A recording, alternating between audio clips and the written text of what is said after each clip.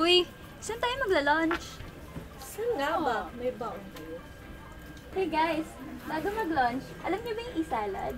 E-salad? Doon tayo magla-lunch? Gusto ko ng kanin, Mars. Hindi, e-salad, yung salary advance facility na ino-offer ni SB Finance. Accredited pala yung company natin to avail of e-salad. Oh, anong meron sa e-salad? Nako, tamang-tama. Since Special de Peligro ngayon, pwede tayong mag-avail ng salary advance up to 2 million pesos. Makikredit na lang yun sa account natin kapag nag-apply tayo. Hoy, paano yan? Ganito, makinig kayo. Lalong-lalo na sa mga may kailangang bayaran this month, ha?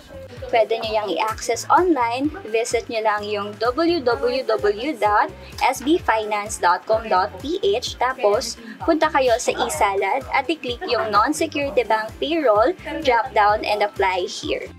I-ready nyo lang yung requirements nyo like latest 1-month payslip, photocopy of your company, and government ID. Tapos, makikredit na yun sa nominated bank account namin? Yes, sis. As long as approve yung loan application mo. Ayos to ah! Tara, apply tayo. Tara. Mag-lunch out na din tayo. Total, mag-i-salad naman kayo. Apply na din kayo while on the way dahil pwede man ma-access yung application form anytime, anywhere.